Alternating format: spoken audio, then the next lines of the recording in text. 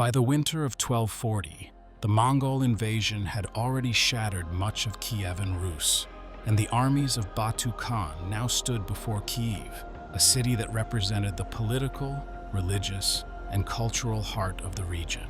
Surrounded by wooden walls, earth ramparts, and deep defensive ditches, Kiev believed it could endure a siege, even as the Mongols methodically sealed every road, cut every supply line, and turned time itself into their most effective weapon. Inside the city, food was rationed, water became scarce, and morale slowly weakened as days passed without relief, while outside the walls the besieging army waited with discipline and patience rather than haste. This confrontation would not be decided by courage or numbers alone, but by preparation, endurance, and one fatal imbalance between a city running out of time and an enemy that never rushed. What followed would not only destroy Kiev, but mark a decisive turning point in the history of Eastern Europe. The story of the Siege of Kiev doesn't begin at its walls. It begins decades earlier and thousands of miles to the east, with a man who would unite the warring tribes of the steppe and unleash them on the world, Genghis Khan. By his death in 1227, the Mongol Empire was the largest contiguous land empire in history, a juggernaut built on brilliant military strategy, brutal discipline, and a simple, terrifying philosophy: submit or be destroyed. His successors, his sons and grandsons, were tasked with finishing what he started. In 1235, the great Khan Ögedei, son of Genghis, held a grand council, a Kurultai. The decision was made. It was time to finish the conquest of the West. The target was Europe. But to get there, they first had to shatter the lands of the Rus. Command of this epic campaign went to Batu Khan, a grandson of Genghis. But the real architect of the invasion was a man who was already a living legend, one of history's greatest military minds, General Subutai. Subutai was in his 60s now, but his mind was as sharp and merciless as ever. He had been with Genghis from the beginning. He knew how to conquer kingdoms, and he had been here before. In 1223, Subutai and another general, Jebi, led a deep reconnaissance mission around the Caspian Sea. At the Kalka River, they ran into a combined army of Cuman nomads and Rus princes. The Rus, arrogant and fighting amongst themselves, fatally underestimated their opponent. Subutai, with a smaller force, faked a retreat, lured the Ruses into a 9-day chase, and then sprang a trap that annihilated them. Over 90% of the Rus' Cuman army was slaughtered. The Mongols even captured several Rus' princes. In a grim display of their customs, the princes, whose royal blood couldn't be spilled except in battle, were bound, laid on the ground, and had a heavy wooden platform built over them. Subutai and his commanders then held their victory feast on top of this platform, crushing the princes to death. It was a warning, a brutal, terrifying warning of what was to come. But it was a warning the Rus completely failed to understand. In the 17 years that followed, they went right back to their old habits, to their endless cycle of infighting and petty squabbles. Kievan Rus wasn't a unified kingdom. After the death of the great leader Yaroslav the Wise centuries earlier, it had fractured into a loose confederation of bickering principalities. Uncles, nephews, and cousins constantly fought for power. The Grand Prince of Kiev was supposed to be the senior ruler, but his authority had faded. The city itself had become a political hot potato, changing hands multiple times in the years leading up to the invasion. This disunity was the fatal weakness the Mongols were experts at exploiting. In the late autumn of 1237, the storm finally broke. The main Mongol invasion force, an immense army of horse archers, allied Turkic tribes, and, crucially, Chinese siege engineers, crossed the Volga River. Subutai's plan was methodical and relentless. He waited for the dead of winter, so that the rivers and swamps would freeze solid, creating natural highways for his huge army and its heavy siege equipment. One by one, the cities of the Rus began to fall. The first major target was Ryazan. The Mongols demanded a tribute of 1/10 of everything. The princes of Ryazan shot back, "Only when none of us are left will all be yours."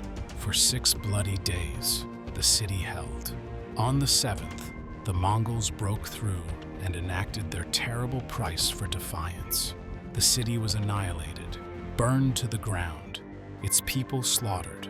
The site was so completely destroyed that the modern city of Ryazan is located miles away from the original. From Ryazan, the Horde moved on. Vladimir, Suzdal, Kozulsk, a small town that resisted so fiercely, it was nicknamed the Evil City by the Mongols. Each fell, each was ravaged. The Mongols moved with a speed and coordination that the Rus' princes, isolated and distrusting each other, simply couldn't handle. There was no unified army to meet them. Each city, each principality, was left to face the apocalypse alone. By 1239, the wave of destruction had reached the southern principalities. Pereyaslav and Chernigov, both major cities, were captured and sacked. Now, only one great prize remained. The mother of all Rus' cities, the spiritual heart of their world, Kiev. In the early 13th century, Kiev was a magnificent sight, with a population of around 50,000 people, covered in golden domed churches and monasteries. It sat proudly on the high bluffs over the Dnieper River.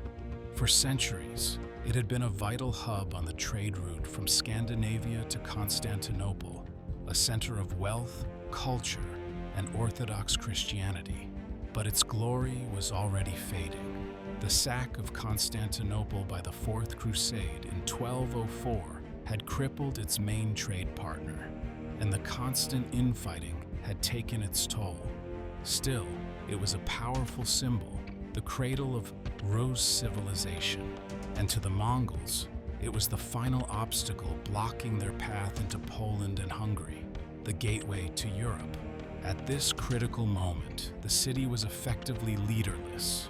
The ruling prince, Danilo Romanovich, had recently taken control of Kiev, but seeing the unstoppable Mongol advance and knowing he couldn't face them alone, he had ridden west to Hungary, desperately seeking an alliance that would never happen. In his place, he left the city's defense in the hands of his most trusted commander, a man known to history simply as the Voivode Dmytro. Dmytro was a brave and capable soldier, but he was facing an impossible task. The city's professional garrison was small. The vast majority of its defenders, perhaps 4,000 or 5,000 at most, were a hastily assembled militia of common citizens, armed with little more than spears, axes, and a desperate will to protect their homes. They were tasked with defending over 3 kilometers of ancient ramparts against the most sophisticated army in the world. The stage was set for a tragedy of epic proportions. In early 1240, the people of Kiev got their first terrible glimpse of the coming doom. A Mongol vanguard, led by Batu's cousin Monka, appeared across the Dnieper River. Monka was apparently impressed by the city's splendor, and following standard Mongol procedure, sent envoys to offer terms. The offer was always the same: submit peacefully, accept the Khan's dominion, and you will be spared. Resist, and you will be annihilated. The leaders of Kiev, at this time under Grand Prince Michael of Chernigov, made a fateful choice. They refused the terms, and in a huge act of defiance and a grave breach of Mongol custom, executed the envoys. For the Mongols, an envoy was sacred. To harm one was an unforgivable insult that could only be answered with absolute destruction. Lacking the forces for a full-scale assault, Monke withdrew, but the message had been sent. Kiev had sealed its own fate. Prince Michael, perhaps realizing what he had done, fled to Hungary. After a brief period of chaos, Prince Danilo installed his Voivode Dmytro as commander. The summer and autumn passed in a state of tense, dreadful anticipation. In November of 1240, the main army returned. The sight and sound of its arrival were captured by a Rus chronicler, his words trembling with terror, and nothing could be heard above the squeaking of his carts, the bawling of his innumerable camels, and the neighing of his herds of horses, and the land of Rus was full of enemies. Batu Khan and the master strategist Subutai had brought their entire force, an army estimated as high as 100,000 men, a diverse host of Mongol cavalry, allied troops, and the priceless Chinese and Persian siege engineers who had perfected the art of breaking cities. They waited for the Dnieper River to freeze over. Then the Horde crossed, their heavy siege weapons trundling across the ice. They crushed a small relief force and then completely encircled Kiev. No one could get in and no one could get out. The city was utterly alone. A Mongol prisoner named Tovrul, captured in a skirmish, revealed the terrifying scale of the operation, naming the many brothers and cousins of Batu who were all present for the kill. This wasn't just a raid, it was a meticulously planned conquest. Batu Khan made one last offer of surrender. Once again, it was refused. Dmytro and the people of Kiev chose to fight. While some later chronicles claim the siege lasted for weeks or even months, modern analysis suggests it began in earnest on November 28th. Subutai, a master of siegecraft, identified the city's weak spot near the lock gates, where a dense forest provided perfect cover for his engineers to assemble their arsenal. The Mongols began positioning their poroki, their stone-throwing catapults and massive trebuchets. These were sophisticated counterweight trebuchets, learned from conquests in China and Persia, capable of hurling enormous stones with terrifying force. For days, the bombardment was relentless. The air was filled with the groaning of siege engines and the whistle of huge stones, followed by the shattering impact on Kiev's ancient walls. The Mongols worked in shifts, ensuring the assault never stopped, day or night. It was psychological warfare, designed to break the defenders' morale, to give them no rest and no hope. Inside the city, the defenders scrambled to repair the damage, but it was useless. They were facing industrial-scale demolition. For over a week, the walls held. Then, on December 6th, a section of the wall near the lock gates finally gave way, collapsing into a mountain of rubble. The breach was open, the horns sounded, and the Mongol assault began. Waves of warriors surged forward, pouring over the rubble and into the city. The battle transformed into a brutal, hand-to-hand struggle in the narrow streets. The defenders, led by the indomitable Dmytro, met them with desperate courage. Every house became a fortress, every street a killing ground. The fighting was savage. The Mongols rotated their attack units. As one division tired, a fresh one took its place, continuing the assault with undiminished ferocity. For the defenders, there was no rest. They fought continuously against an endless supply of fresh enemies. Losses were horrific. Dmytro himself was seen in the thick of the fighting until he was wounded by an arrow. As night fell, the defenders were broken. They retreated toward the fortified city center, where the great cathedral stood. A final, desperate stand was taking shape. The remaining warriors and a terrified mass of civilians crowded into the most sacred building in the city, the magnificent Church of the Tides. This stone cathedral became their last sanctuary. They barricaded the doors. Some clambered onto the church's roof and balconies, hoping to rain down arrows on the attackers below.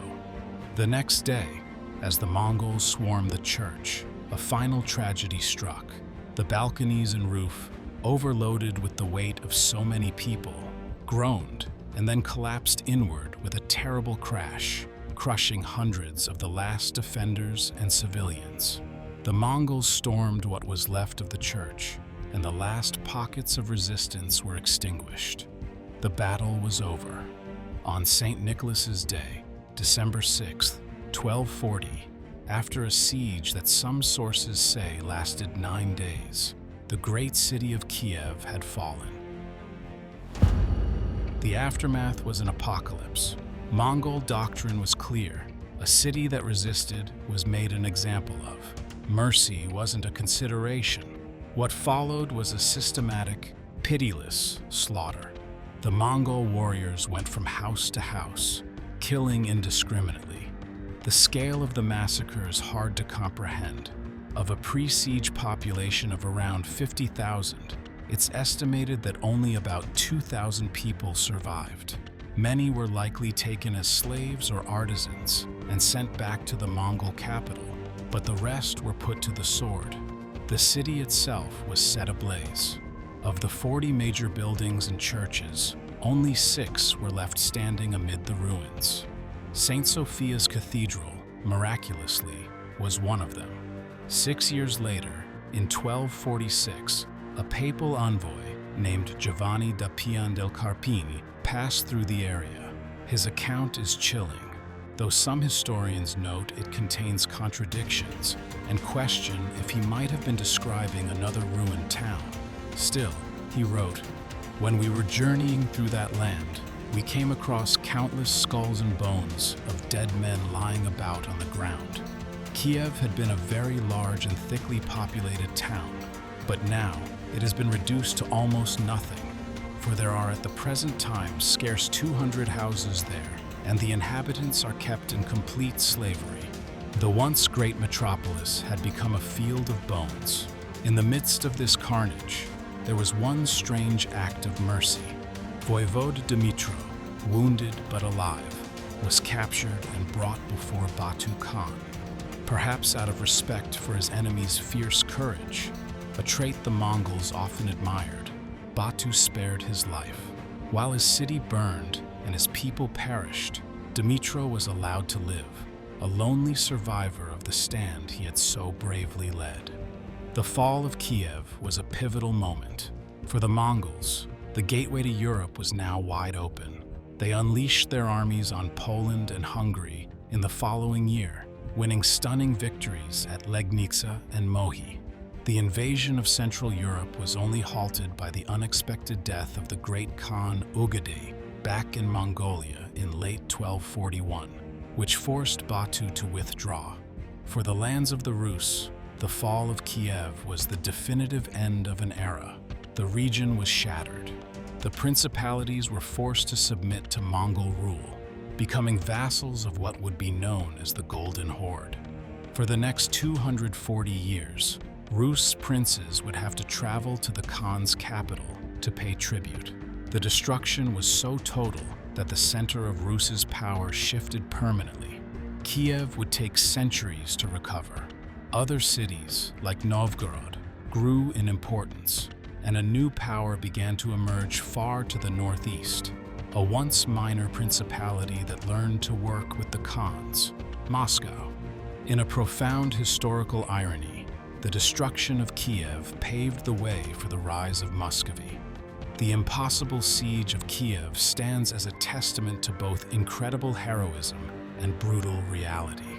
The defenders were doomed from the start. Their own internal divisions made a unified defense impossible. They lacked the military technology to counter the Mongol war machine, and they faced an enemy that operated with a level of strategic planning and discipline that was centuries ahead of its time. Yet, the story of Voivode Dmytro and his small band of defenders endures. They knew the odds. They had seen what happened to cities that resisted. But faced with the choice between submission and a hopeless fight, they chose to stand. They fought for their homes, for their faith, and for their world.